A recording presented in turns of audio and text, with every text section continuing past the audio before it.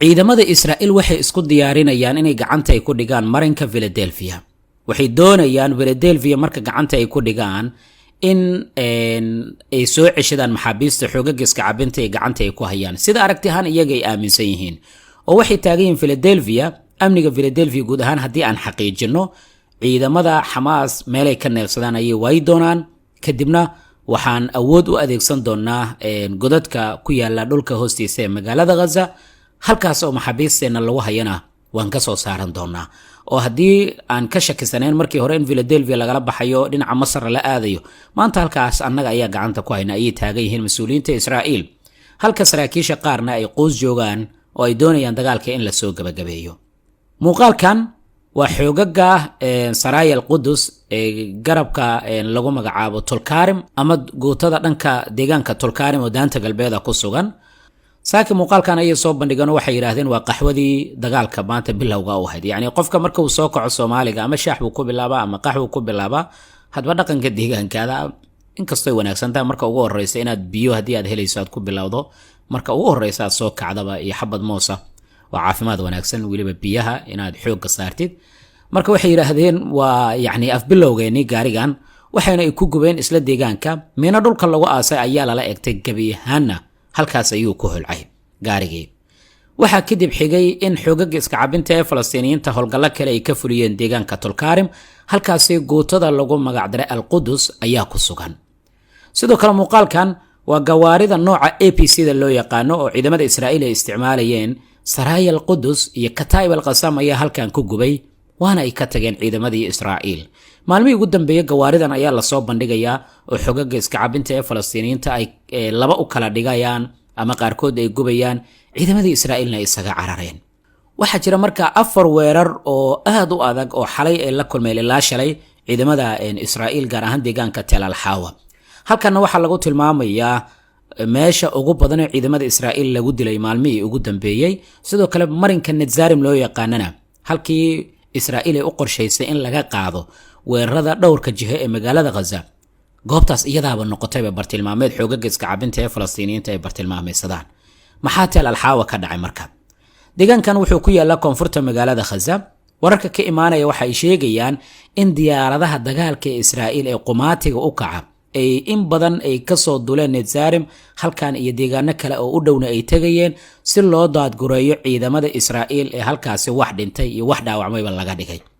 xoogagga iska cabinta ee Falastiiniyiintana waxay sheegeen 4 howlgal oo adag in laga fuliyay deegaankan Tel al-Hawa oo koonfurta magaalada Gaza ah, halkaasina waxay ku tilmaameen qabriyada ciidanka Israa'iil.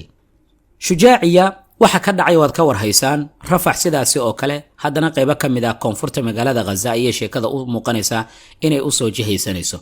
maxaa yeelay dad badan ayaa deegaankan iyo deegaano kale oo ku dhow isaga barakacay. ciidamada Israa'iilna waxay bilaabeen inay duqeeyaan deegaanadan, mar walba oo ay deegaanadaasi duqeynayaanna waxay la kulmayaan iska cabin xoogan.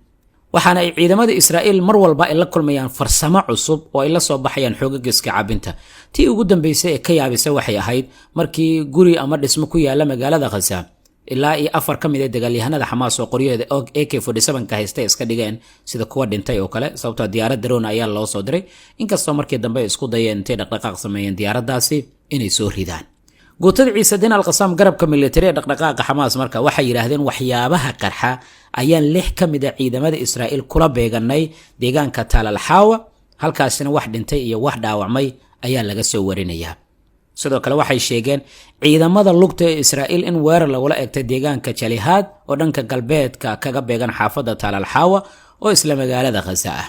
haddaba saraakiisha iyo qubarada militariga Israa'iil waxay qirsan yihiin jab xoogan inuu ka soo gaaray dagaalka magaalada Gaza.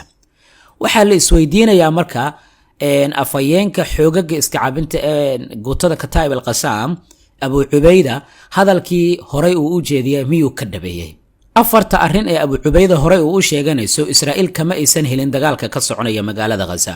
maxaa yeelay 4tuba wuxuu yiri haddii dagaalka magaalada Gaza ee dhanka dhulka aad soo gashaan 4taas arrin ayaad la kulmaysaan. bal aan dhageysano codka Abu Ubayda. الخيارات المطروحة أمام الجندي الصهيوني عند دخوله لقطاع غزة هي 4 خيارات.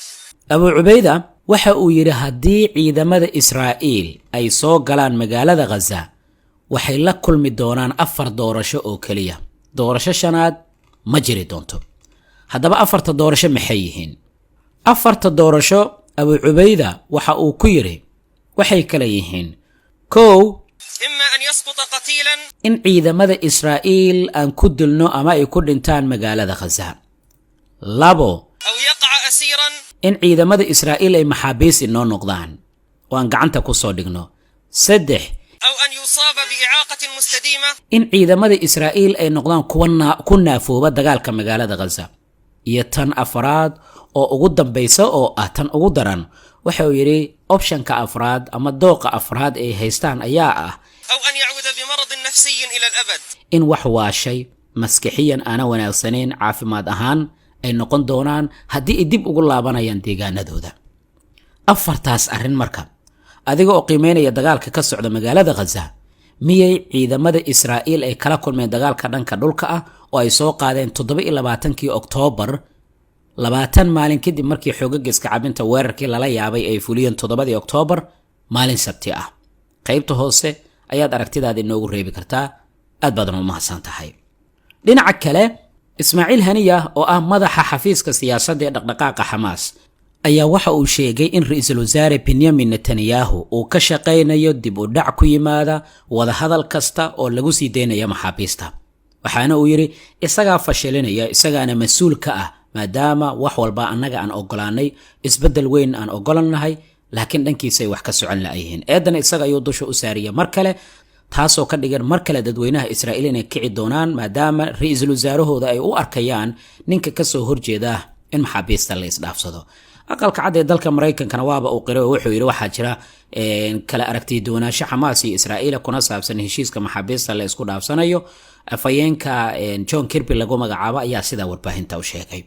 dhinaca kale, kooxda Ansaarullah ee Xuutiyiinta dalka Yemen waxay ku dhawaaqeen inay fuliyeen weerar diyaarad aan duuliye lahayn loo adeegsaday oo lala bartilmaameed muhiim ah oo ku yaala magaalada Eilat ee koonfurta Israa'iil, iyada oo la kaashanayo xoogagga iska cabinta ee dalka Ciraaq.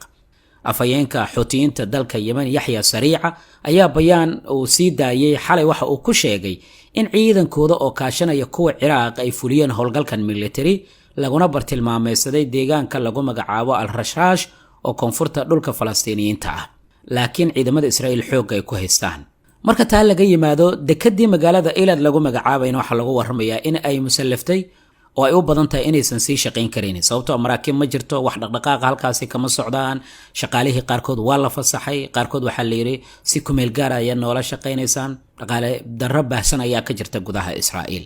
wax walba arrimahan ka soo kordha barnaamijyadeena kale ayaan kugula wadaagi doonaa insha Allah. aad baad u mahadsan tahay mar kale.